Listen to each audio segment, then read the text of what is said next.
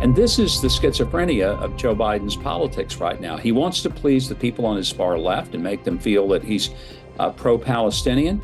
But deep in his heart, he knows that's a ridiculous position to take. And so he and Tony Blinken will go out and talk about their ironclad commitment to Israel. But if this is iron, it's the weakest iron I've ever seen. It's more like paper mache, and it's disgraceful. Welcome to Stakelbeck Tonight. I'm Erick Stakelbeck, and northern Israel is on fire.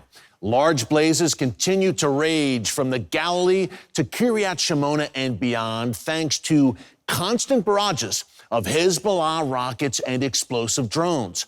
At least 1,000 acres of Israeli land have been scorched in recent days as Hezbollah intensifies its attacks from Lebanon. And Israeli firefighters are working around the clock to get the blazes under control. Israel's war cabinet met today to discuss what to do about Hezbollah, with Cabinet Minister Benny Gantz saying the Iran-backed terror army will be dealt with by the end of this summer, one way or the other, meaning we could be on the verge of a major war in Israel's north, while at the same time, Israel continues its battle against Hamas terrorists in Gaza. Folks, it's shaping up to be a long, hot summer in the Middle East, and right here at home, too.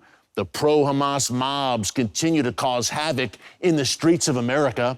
And then there are the so-called pride marches, which will dominate the month of June with in-your-face celebrations of hedonism in cities nationwide. They came to my hometown of Philadelphia this past weekend, and ironically, they were confronted there by pro-Hamas demonstrators, two crucial factions of the radical left facing off. Take a look.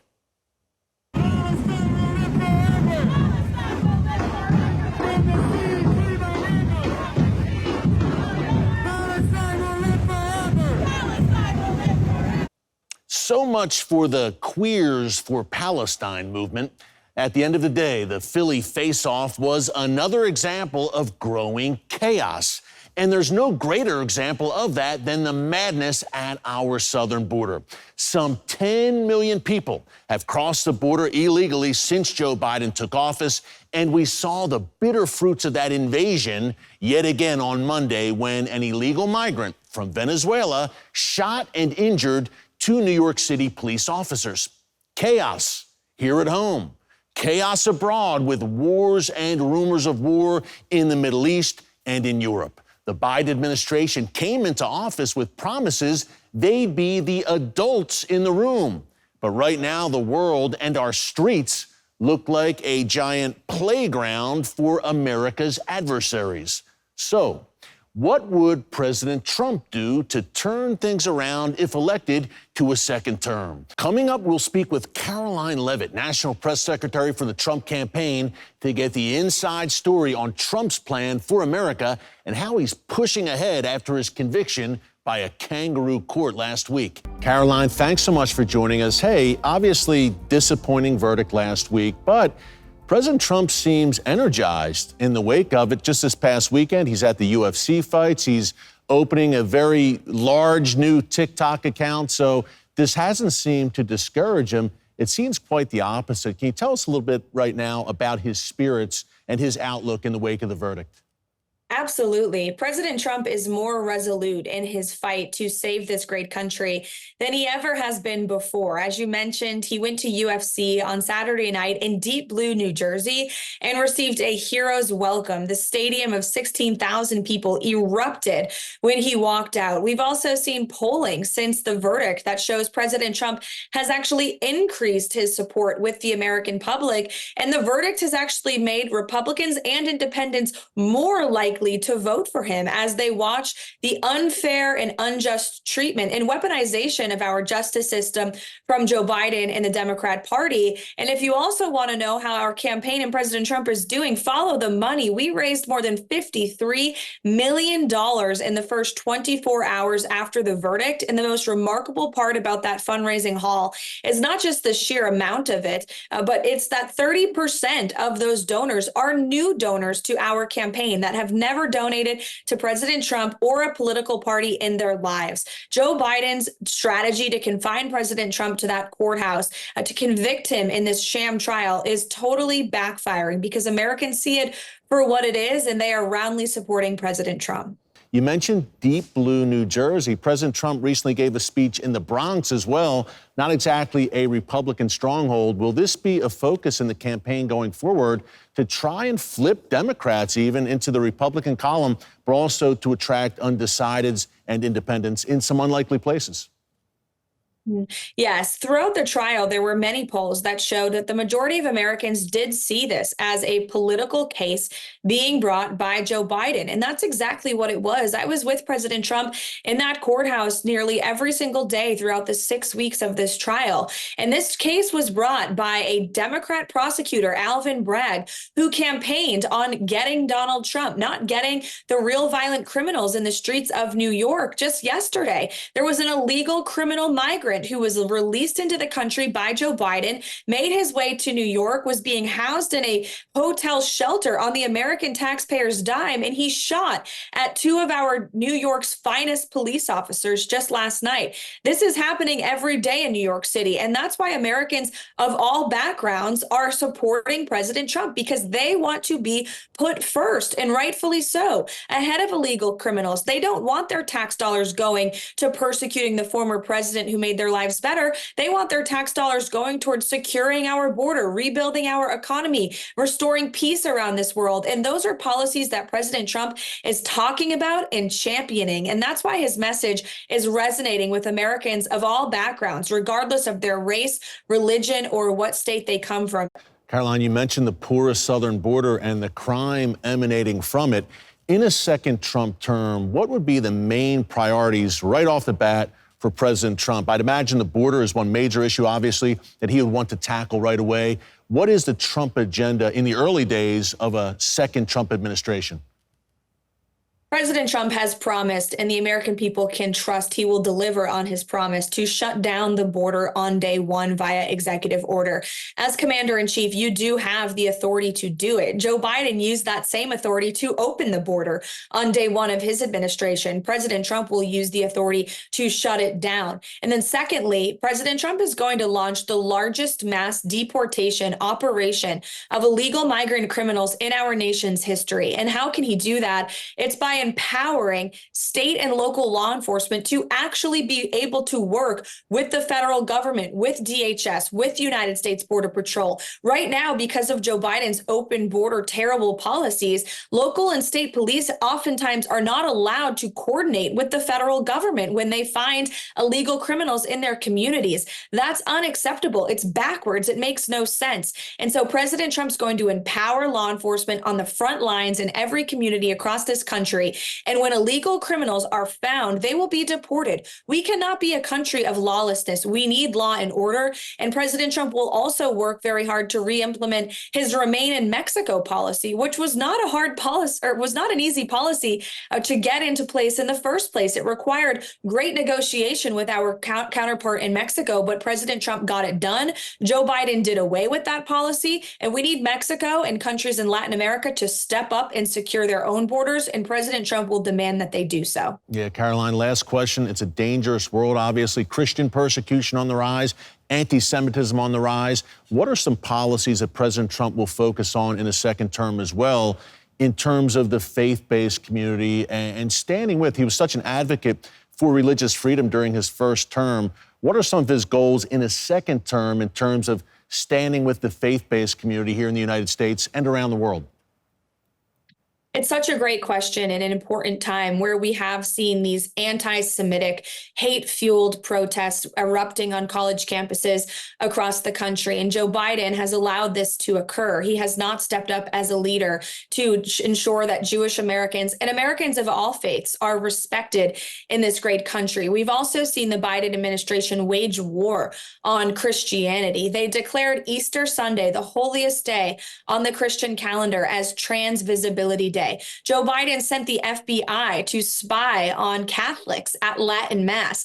This is an administration that does not want Americans of all faiths to have their First Amendment right to pray to whichever God they choose. And so President Trump will not only protect that First Amendment right for all Americans of all faiths, as he did in his first term, he will also return America to our Judeo-Christian values of faith and of family. Those are the values this great country was built on. They're being denigrated every single day by Joe Biden's divisive administration, and President Trump will put an end to it.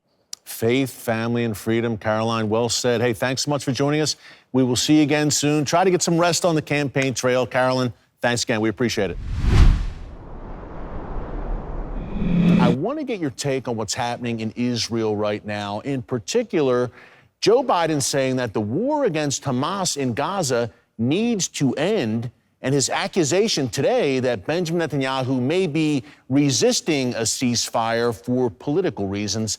What's your take on that? Well, that's a disgraceful thing to say. Prime Minister Netanyahu is trying to lead a nation through a war that they did not initiate, but that they have to prosecute because you have the terrorists of Hamas who on October the 7th brutally massacred over 1,200 Israeli civilians. It was a vicious attack. I was there not too long after it all happened, went into these villages that were just slaughtered, talked to survivors, talked to hostage families. The people of the world, I don't think, fully appreciate what the Israelis went through, not just that day, but continue to go through. And Hamas has held hostages this entire time. They still have over 100, 5 of whom are American citizens. And you would think that Joe Biden would focus a little bit on trying to get our own American citizens back off that hostage list.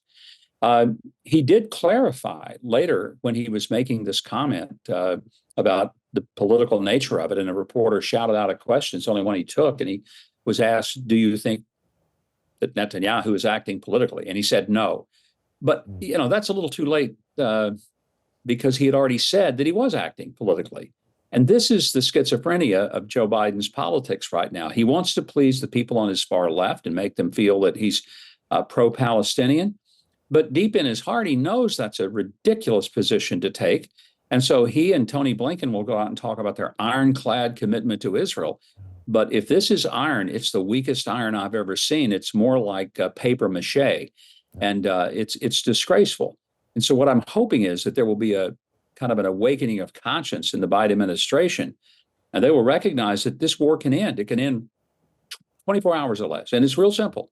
Hamas surrenders and gives up all the hostages. That's how it ends. It doesn't end until Hamas is either eradicated or they surrender. Those are the two options. This idea of saying we're just going to tell everybody to kind of ease back. What if in the middle of World War II, after D-Day, which we observed this week, what if in the midst of that, somehow Eisenhower was told, okay, you guys have had a big landing, put 156,000 men on the beach. That's enough for now. Just everybody cool as jets, and we're going to give a few months off and see what happens. This is what is insane, Eric, and I hope the American people are smarter than the people running the policy shop in the Biden White House right now. Yeah, I interviewed President Trump a little while ago, governor just last month, and he said, look, the world was a much more stable place under my leadership. How do you see that in a second Trump term if that happens? Look, we have America's enemies running wild right now. How would a Trump doctrine differ from a Biden doctrine abroad?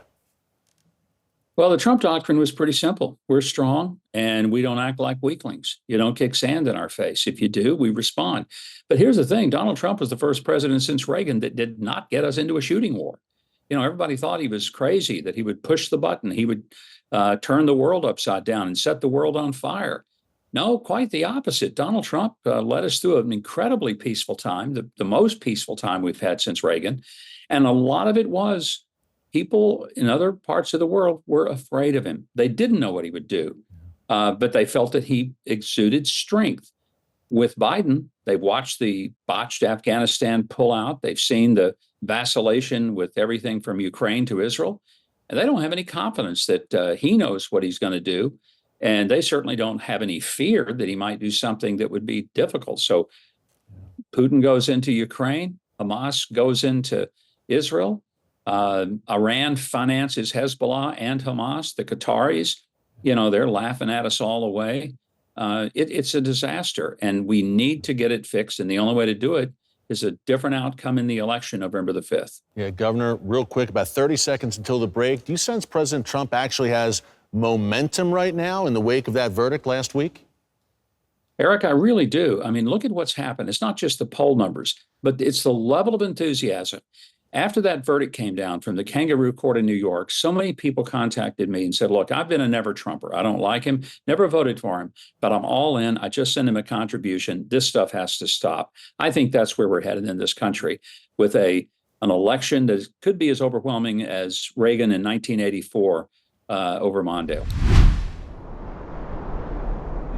As you look out across the political landscape and really just the nuts and bolts of the average American and day-to-day life, what do you see as the major issues that should concern Americans that they should vote on as we head into November? Eric, I think most Americans are going to ask themselves, under which president's leadership was the life for me and my family the best? Economically, could we afford bread, butter, and bacon better under Trump, better under Biden? Simple question, simple answer. What about energy? Who was the best at giving us energy we could afford, whether it's gas in our tank or the utilities to heat and cool our homes? Was it better under Biden? Is it better under Donald Trump? Ask ourselves, who was the best leader in terms of safety of the world? I know we talked about that before the break, but that's another important question. And who is protecting my religious liberty, my freedom of speech, my right to say what I want to say, to listen to a sermon that I want to listen to and not have the government say, you can't say those things. You can't say there's only two genders. You can't say that your church will only perform weddings between a man and a woman. We're not going to let you do that. We're going to come and make it hard on you. And which administration has taken, as we've seen this week, 75-year-old elderly sick women and sent them to prison for 2 years because they protested at an abortion clinic? I'm not asking people to love the personality of Donald Trump, but I'm asking them to honestly assess under whose leadership does this country survive? Who has weaponized the Justice Department, gone after political enemies, and used the power of taxpayer-funded government to do it? Answer those questions. I think you have a clear answer how this election ought to turn out. Governor, what do things look like if we continue down this slippery slope with the left, the radical left, in control of this country? I think the issue in our court system may be the most dangerous of all. As bad as the economic decisions of Bidenomics have been versus what I'd call Maganomics, there's a clear contrast. But we can get through. Maybe we got to pay more for our hamburgers and gasoline, but that's not a moral issue. It's not a pleasant one. But when we start talking about going after pastors because they preach something from their pulpits that was pro-life, and the Justice Department brands that terrorism. When a mother shows up at a school board meeting and shows a textbook that her child was subjected to that's filled with obscenity and pornography and says, I don't want to see this in my child's face anymore. And that mother, not the school board, but the mother is labeled a domestic terrorist. We better wake up and understand that we can't have a government that is working to shut us up. We're supposed to have a government that works for us, not the other way around. As we wrap up here, folks, we've been talking about the rise in crime and lawlessness and a general feeling of chaos. It makes me think about the book of Judges, chapter 21, verse 25. Get this. In those days, there was no king in Israel. Everyone did what was right in his own eyes. Folks, tell me that doesn't just describe 2024 to a T. Number one, lack of leadership. Number two, everyone doing what's right in their own eyes, apart from God, and that always leads to chaos. Here's the good news. Jesus said in the Gospel of John, I have said these things to you that in me you may have peace. In the world you will have tribulation, but take heart, I have overcome the world. He's the way, the truth, and the life, and he is the way through the chaos we're experiencing right now here in America.